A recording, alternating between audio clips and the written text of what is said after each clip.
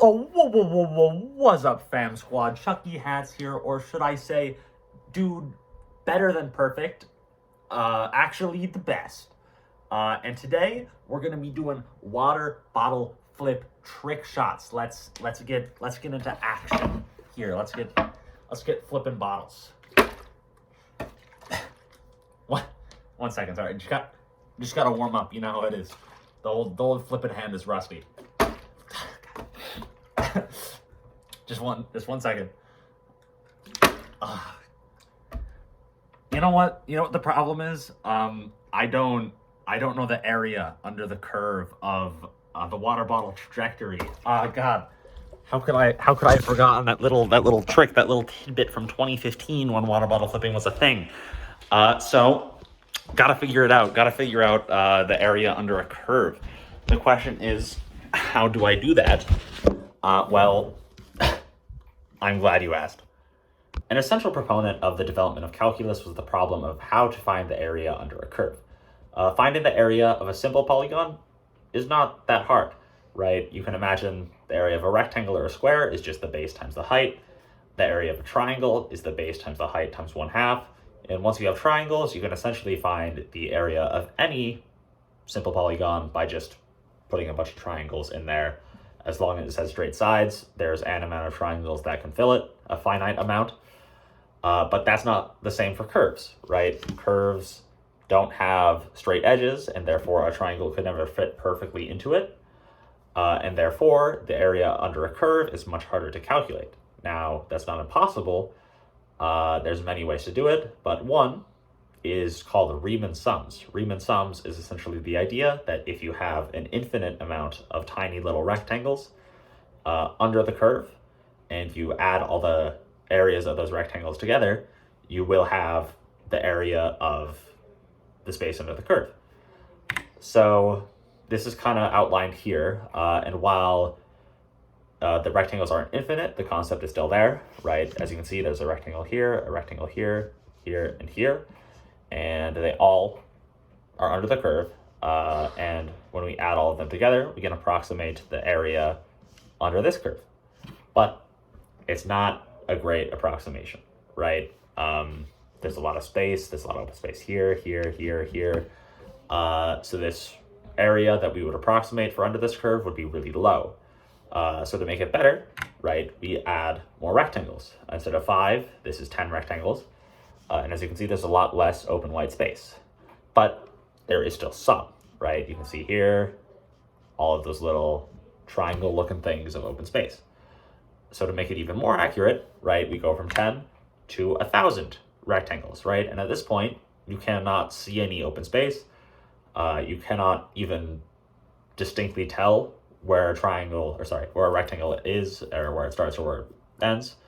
And we can see here that under the curve x squared from the interval 0 to 5, the area is about 41.66 square units. So before we start talking about what Riemann sums are, the math behind them, we kind of have to understand the variables and the ideas that kind of permeate. The first kind of big thing is the interval, right? So the curve is the function f of x. And if we were to say the entire function, right, the area under the entire function, that would be probably infinitely large. It could also be infinitely small. Who knows? But it would still be some absurd number that we could never feasibly calculate. So instead, we set an interval to which we will calculate the area under. So that interval starts at A and ends at B. And as you can see here, the area under the curve we're looking for is only this gray shaded area, not anything outside of it. The next thing is summation notation. Summation notation is indicated by this sigma symbol. The idea is that it will solve the evaluation of the function on the right of the sigma symbol and add all of those evaluations together for the numbers between I and n, right? So if I starts at 0 and I'm finding the f of x at the point I up to n, right, it just adds all of those together. So a better, more illuminative example of this is from I equals 0 to 3 for the function I squared, right? So it just plugs the value of I into I squared, which starts at 0, and then it goes up to 1, goes up to 2, and finally goes up to 3, because that's the point it was told to stop at. Adds all of those together and tells us that that is 14. The next big thing is, first of all, delta x. Delta x in this case is the amount of space between each rectangle, so the base, essentially, of each rectangle. As you can see here, right, that's going to be delta x, that's going to be delta x, etc., etc. And the way they calculate this is the total distance of the interval, which is going to be b minus a, over the amount of iterations or the amount of rectangles that you want. And that's going to be the base of each rectangle. And then xi, right, not all things are going to start at 0. Not all of them are going to have pretty little, like one kind of sized bases. So instead, right, we have to calculate what xi is. This is pretty simple though, right? You just add the amount of delta x's. So that would be delta x times I, and then you add a, which would be the starting point, right? So x2 example, there's 2 delta x's before it, so it's delta x times 2, and then you add a in, right, which in this case is 0, but if it was like 1, for example, you'd add that in to just offset it. First Riemann sum method is called the left-hand method. It's named after the fact that the rectangle could take any height, right, within this range. So how do you choose? You choose arbitrarily. In this case, the left-hand rule chooses the leftmost x value as the point at which you determine the y. And this is the one that I've been showing you thus far. So it's always going to underestimate if the function is increasing, just by its nature, right? Because it's on the left hand, so if the function is getting bigger, then it's going to be on the lowest point.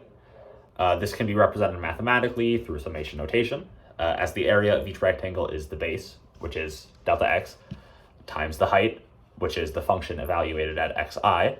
As each rectangle starts at the left-hand corner, if the summation goes to the end value, then there will actually be an extra one, right? Because if the end value goes all the way to the end, then there would have to be some rectangle after b, because that would be on the left-hand side of it.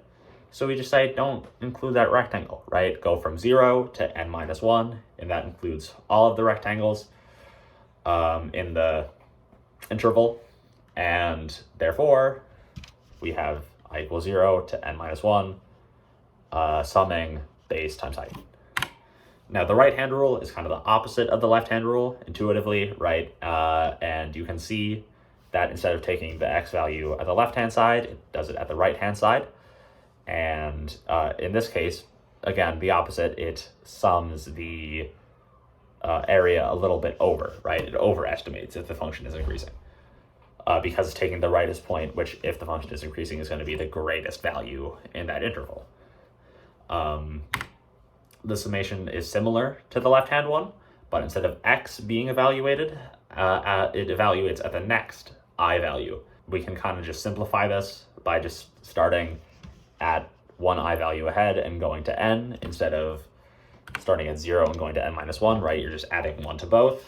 So it doesn't change the amount of rectangles, but it does change the heights of said rectangles, which is what the right-hand rule does. And now the midpoint rule is intuitively, instead of going to the left side, the right side, you go to the midpoint. And of the three, this is the most accurate because it's the most middleman-y. Looking at this, it's hard to tell if it would be over or under. You really can't know. And similarly, the summation is very similar to the left-hand rule, except instead of I, it's I plus 0.5. And this cannot be simplified further because these must be integers, of which 0.5 is not an integer. So that, that does that. Now, the final and most complicated one is the trapezoidal sums. Instead of using rectangles, we use trapezoids. And this allows the left side to reach its correct value and the right side to reach its correct value. And that's spectacular, right? That's both of them in happy agreement.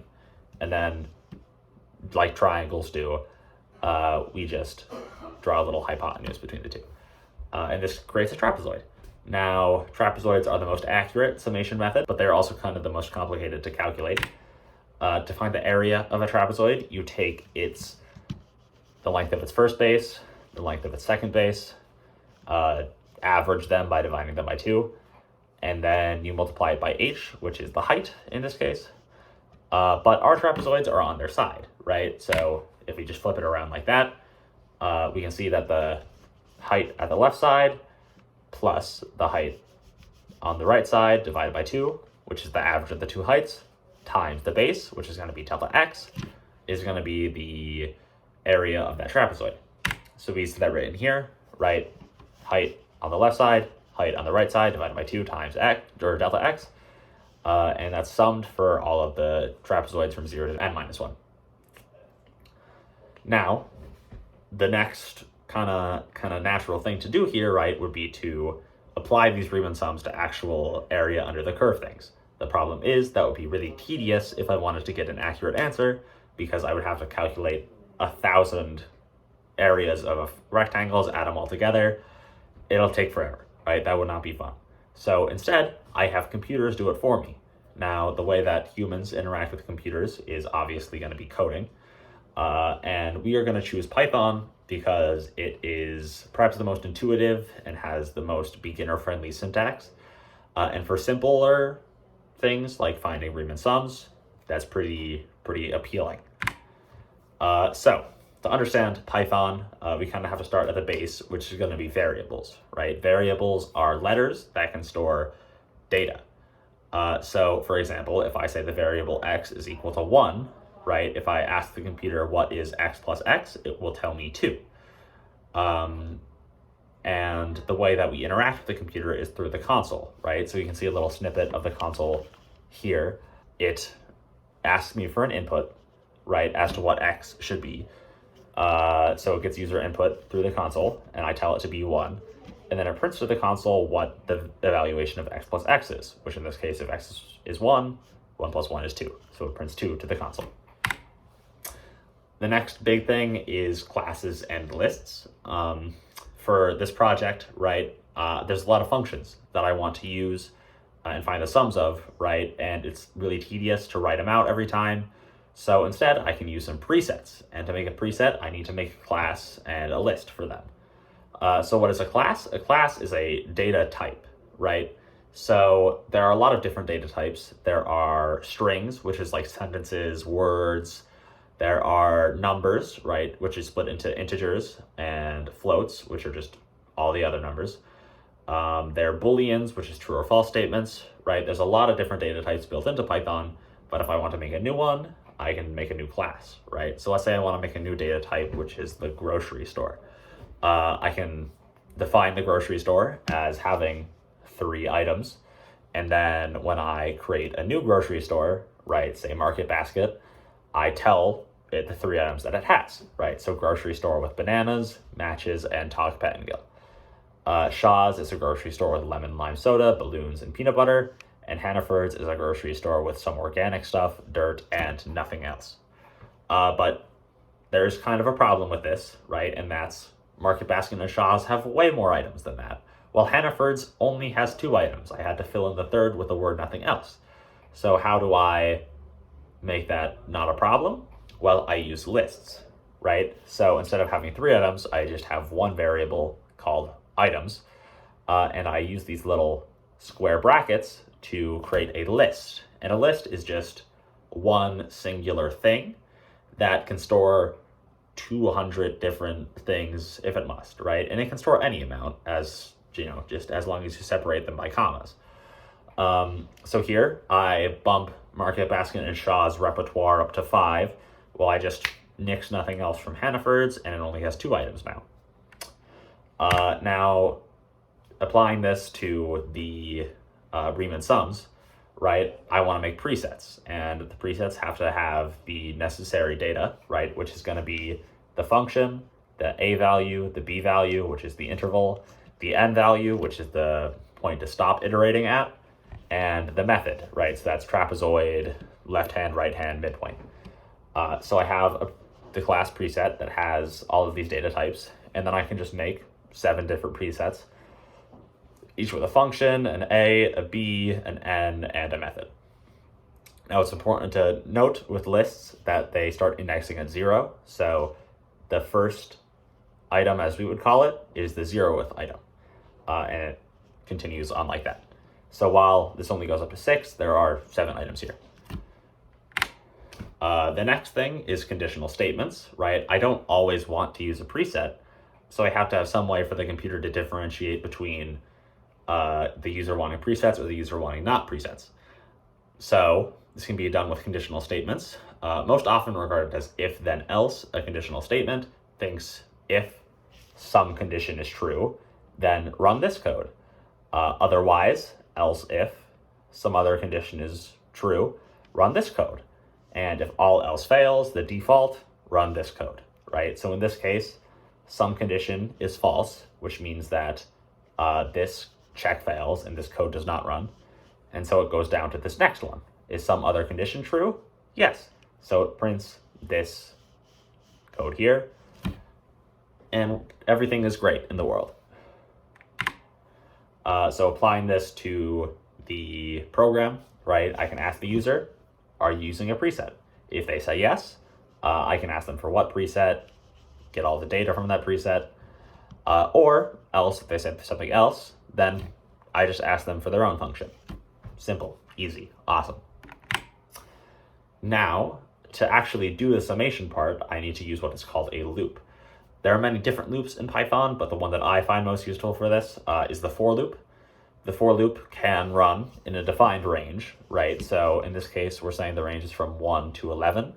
Now, it is important to say that while this range does include 1, it does not include 11, right? This is not inclusive of the last number. So this will do all the numbers from 1 to 10 as values for I, right? And then to sum, I define a variable as 0, and then I just do s plus I, right? So s is equal to itself as it was plus I. So this s value will be added 1, and then 2, and then 3, etc., until it does all that, and then it will print the value of 1 plus 2 plus 3 until 10. Now, to apply this to our program, right, I can define a, capital A, as a value for area, and for I in range 0 to n, which is the summation part. Now that kind of brings us to the final part, which is the actual methods. So earlier I asked the user for which method they want. So I use conditional statements to determine which method it is, either left hand, right hand, midpoint, or trapezoid. And then using the math that we've already gone over and the summation method of for loops, I just add the a to the area. I add the thing, the area of each individual rectangle. And then, boom, right? That's a completed Riemann sum. Now, the thing is, I could just print that number onto the console and you could look at the number and be like, wow, great, Caleb, that's spectacular. But that's boring. That's cringe. So instead, we are going to use the turtle. The turtle creates a draw space like this, and it observes a standard coordinate system, right? So it initializes in the middle of a coordinate with 0, 0 as its origin. And this box is about 900 wide and 800 across. So each quadrant is about 450 by 400. And simply, if I want the turtle to draw something, I tell it to move, and it will just draw behind where it goes. So to do this, I can do it in 2 ways. I can tell the turtle to just move forward. So whichever direction it's facing, which starts as towards the right, it will go towards the right. And this is great, right? I can make it go 100 pixels towards the right and then turn and go 100 pixels down. Or I can just tell it simply to go to the coordinate 100 pixels to its right and then the coordinate 100 pixels below that, right? Using just the go-to method. Both of these would draw the same thing, but this is more useful if you want to do like repetitive geometric kind of shapes. While this is better if you want to do more mathematically precise kind of shapes. So, but to use a graph, right, I kind of have to scale the graph, because what good is being able to see all the Riemann sums if it happens in the interval x equals 0 to x equals 5, but the graph goes from x equals 0 to x equals 900, right? That's bad. So what I do is I have to scale both values, and scaling x is not that hard, right? I can just define one unit for the turtle to be the total distance of the x values, right? So that's b to a, divided by 900, which is the total amount of x pixels that the turtle has, right? And then each pixel is going to be 1/900th of the mathematical space, and it's just that easy. But the y values are a little harder, right? Because I don't have a defined lower bound and upper bound for the y values. I just have the function. Now, luckily, I'm a calculus student, and us calculus students, we learned optimization. And in optimization, you have to find the local minimums and the local maximums of functions to determine the highest and lowest points. And I can use this to determine the scaling factor for y, right? Now, small problem. Computers are not great at being told to do these things, right? Like, how do I tell the computer to solve this function for 0? There's no really concrete method for that. So what I have to do is I have to import a library called SymPy that has built-in calculus features, including the minimum and maximum functions. So as you can see here, I just ask it to do the minimum for the function x squared, differentiating in respect to x over the interval a to b, and it will return to me the minimum or maximum in that interval. And it's just that simple. Except it's not, because it can never be that easy. Like, come on. Did you really thought it was that easy, you fool? The SymPy introduces a new kind of data type, right? So that's like the strings, the integers, the floats, called add. It took me forever to find out that this was a thing, but it did not take me forever to have this break my code. And that's because it's not treated as a normal number, right? It's not a float, it's not an integer, so it can't be added or computed in the same way. But it still is, there. So once I figured out this was a thing, there was a really simple solution to this. You just tell it to turn it into a float when it's done calculating. But that's once you figure that out. And this took me a little bit, so I had to include it as per the instructions of the assessment. Now, we can kind of, with all this, get into the actual stuff. So first, I have to draw the graph space, right? Just the graph paper to make it look pretty.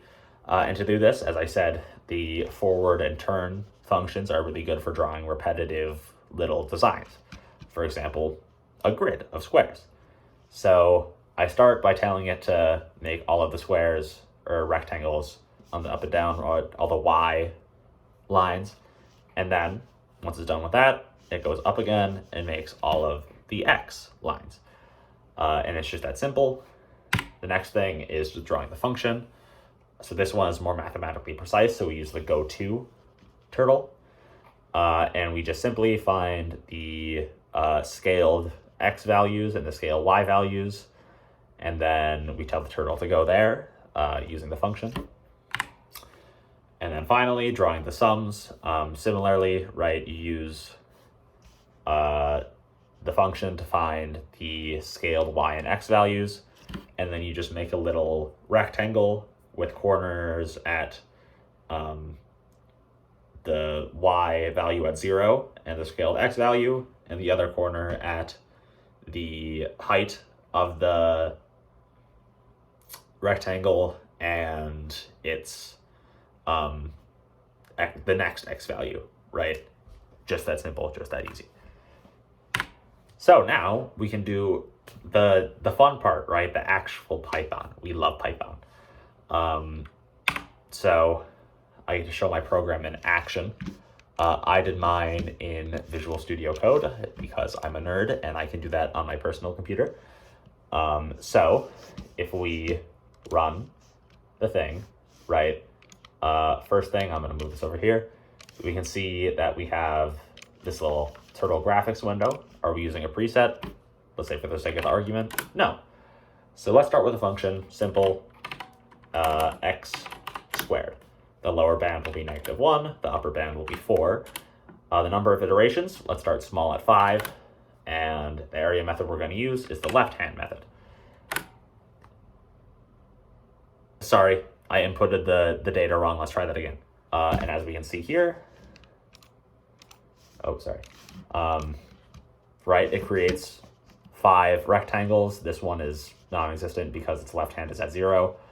But as we can see, 5 rectangles, adds them all together, says that the area is approximately 15. But this is a horrible approximation, right? You can see all of this open space everywhere. So we are going to use a different method, right? Let's try the right-hand method. Let's see if it's any better. So using the same function, but with the right-hand method, we can see the area this time is 30, right? And again, that's not terribly accurate, right? We can see all of this overestimation here that goes over the line. So that's, again, bad. So let's try the next more accurate one, which is going to be the midpoint rule. So we can see that we're starting to get more accurate with the midpoint rule, right? The rectangles aren't blatantly over or underestimating. In fact, they look like they're doing a pretty good job, right? If I take this little triangle and just flip it up here, that would be roughly the same area, right? It would be a decent approximation of the thing. Still, though, not great.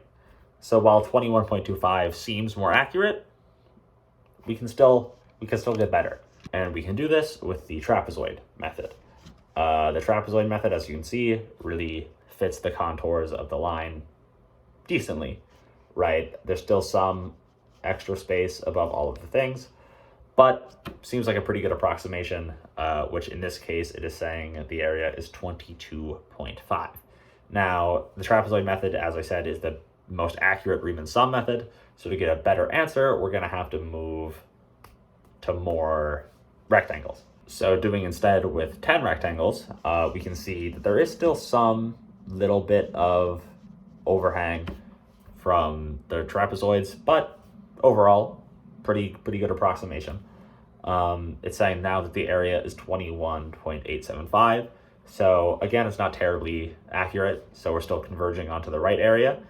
But to do that, we're going to need even more rectangles. So now with 100 trapezoids, we can see that we're starting to really get down to brass tacks here. We're getting pretty accurate. The area approximation is 21.668. And we can really no longer see any overhang in any of the rectangles. So let's just go to the extreme here. Let's go with the 10,000. And we can see that they are out in full force, these trapezoids. The area is approximated as 21.66666668, which is very, it's essentially just 21 2/3. So we can say pretty confidently that that seems to be the value that we're converging towards. And right, you can't really tell that there's any individual trapezoids here. It just kind of looks like one full block of area.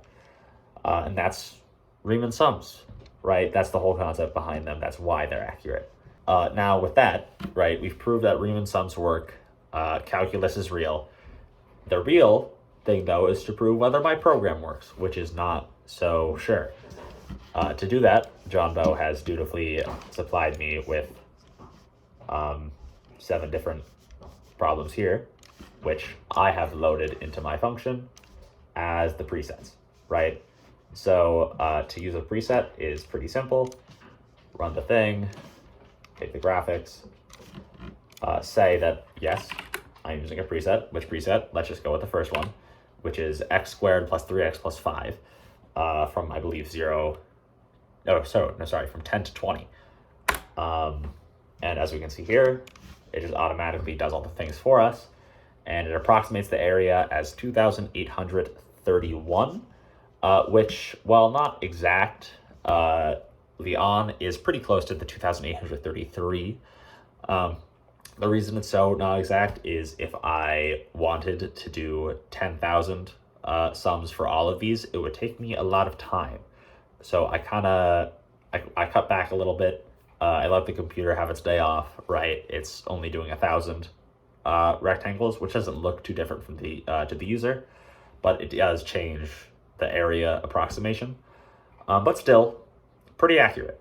Essentially, especially considering that we don't have that many rectangles. But let's go to the next one, which is going to be sine of x from -10 to pi. So as we can see here, the area it approximates is has 10 to the -126 as its coefficient, which is to say it's really small. It is essentially just 0, and as the sheet tells us, that is indeed the correct result. So that's another win for the calculus program.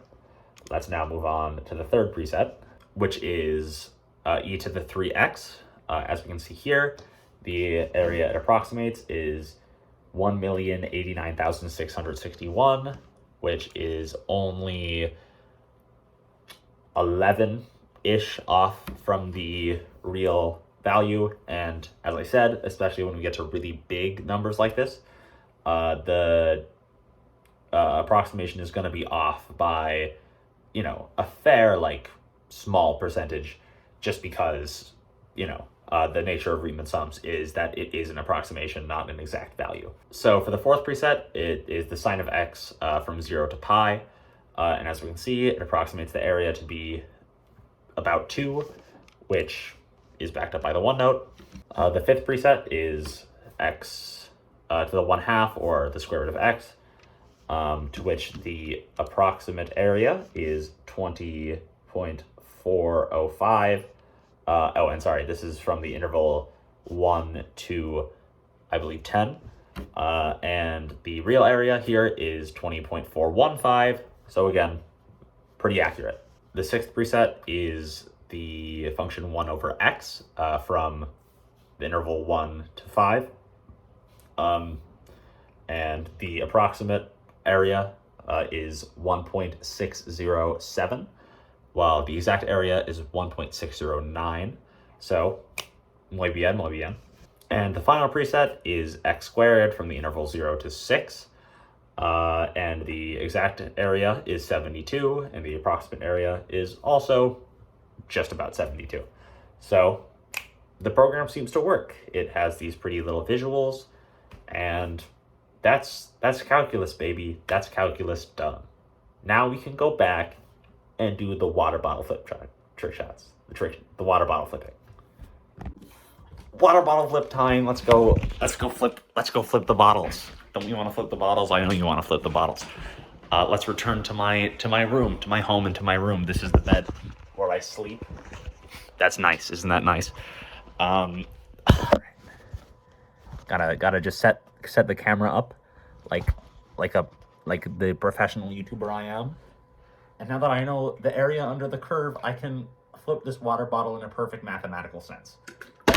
Oh, no! I did it! I did the thing! I got the thing! Woo! Water bottle flip trick shots. Water bottle flip trick shots done. Caleb wins. Dude better than perfect. Actually the best. Wins again. Trick shots. Good. Leave a like and goodbye.